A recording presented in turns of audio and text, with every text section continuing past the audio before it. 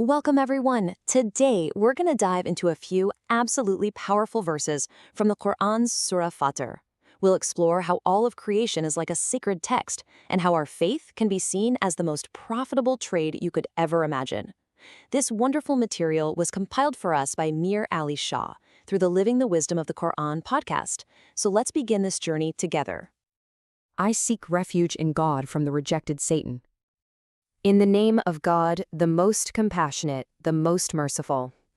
So, the verses we're looking at kick off with this really simple but incredibly deep question. It's not just asking if our eyes are open, but if we are truly seeing, you know? It's an invitation to move from just passively looking at the world to actively reflecting on it. So what is it that we're being invited to see? Well, let's dive in. You see, the Qur'an first points our attention outwards to the tangible, undeniable signs that are painted all across the canvas of creation. It's asking us to look at the world around us with fresh eyes, to really notice the divine artistry in things we might see every single day. Let's listen to the beauty of the original Arabic. Do you not see that God sends down rain from the sky, producing thereby fruits of varying colors? And among the mountains are streaks white and red of different shades, and others deep black. And of humankind, beasts, and cattle, their colors also differ. Only those of his servants who possess knowledge truly fear God. God is almighty and forgiving. I mean, what's just so striking here is this constant focus on difference, on variety, on color. And all of this observation is meant to lead us to a very specific spiritual state, khashya. It's this deep, reverential awe, the kind that only comes when you truly know something. Okay, so let's start with the first layer of meaning, the zahir, which is the apparent or literal meaning. For classical scholars like the great Ibn Kathīr, this was just undeniable proof of God's power. Think about it. From one single source, plain old water, God brings forth this almost infinite variety of colors and tastes and shapes and forms. It's just incredible. Right, so for these early scholars, the main takeaway was this. The rain is one thing, but look at all the different fruits. The mountain is one thing, but its veins, its jurud, are streaked with all these different colors. This physical diversity isn't just random, it's a deliberate show of the Creator's absolute power and wisdom. And the more you understand this artistry, the more you can't help but stand in awe of the artist. But the Qur'an is never just about the world out there, is it? It's always a mirror for our own inner world. So that brings up the next question. What if these colors, the reds, the whites, the deep blacks of the mountains, are also a kind of map of our own souls? And that's where we get to the baṭin, the inner or hidden meaning. This is a perspective that's really central to the Sufi tradition. The idea is that the outer world is basically a reflection of our inner soul. So God's power in creating the world becomes a sign of God's wisdom in shaping our own spiritual states. And the Sufi master, Qushayrī, wow, he just nails this idea.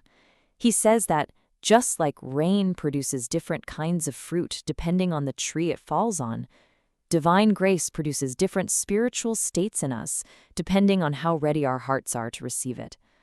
A heart might seem like a barren rock, but it can still have veins of red, a capacity for love, just waiting for that grace to seep in. Then, the sage Najm al-Din Kubra takes this a step further, and it's just profound. He sees the mountain's colors as the colors of our own nafs, our own self. White represents our moments of purity and clarity. Red is for our passions, our desires, our struggles. And that deep black, that symbolizes the hidden, unexamined parts of ourselves. The spiritual journey, then, isn't about erasing these colors, but understanding them as part of the path up the mountain toward knowing God. Okay, so from this really deep look at nature, the verses then shift gears. They start talking about our actions, and they reframe things like our prayers and charity using this powerful metaphor, a business transaction, a commerce that you literally cannot lose. Let's listen to these beautiful verses. Indeed, those who recite the book of God, establish the prayer, and spend from what we have provided them, secretly and openly, hope for a commerce that will never perish, that he may pay them their wages in full and increase them from his bounty. Indeed, he is forgiving and appreciative. I mean, how beautiful is that idea? The word in Arabic is tijara. It's a trade. Think about it. You're trading these fleeting moments, these temporary actions, for a return that is eternal and just keeps growing. So what exactly are we investing in this divine trade? Well, it comes down to three main pillars. First, reciting the Book of God, which connects us right back to the source. Second, establishing the prayer, which connects us to His presence in our day-to-day lives. And third, spending in charity, which connects us back to His creation. And that completes the whole circle. And leave it to the great master Ibn Arabi to frame this just perfectly. He says, this commerce is about bartering our fleeting moments and temporary actions for something that lasts forever, nearness to God. And get this, giving in secret isn't just about being humble. It's about the inner act of letting go of our attachments to wealth and to what people think of us. That's the real profit. So we've seen all this incredible diversity, right? In the world outside and in our own souls. But what's the point of it all? Where does it all lead? Well, in the spiritual worldview, every path of knowledge, whether it's science or mysticism, ultimately points back to one single unifying truth. It's fascinating because this idea of unity even shows up in some of the mystical sciences, like object numerology. As you can see here, while words for diverse things like fruits and mountains have their own numerical values, the key concepts that tie it all together, knowledge, fear, and trade, they all reduce down to the number 1. It's like a hidden mathematical signature pointing back to divine unity. From all that diversity comes oneness. And you know what's really cool? This isn't just some ancient mystical idea. Modern science is actually echoing these very principles.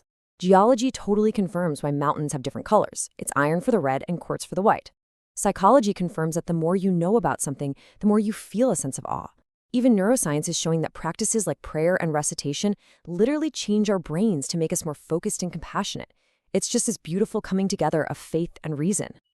All right, so after all that, how do we make this real for us? How do we bring this incredible wisdom into our own lives? Let's just take a final moment to reflect on that. Think about it this way.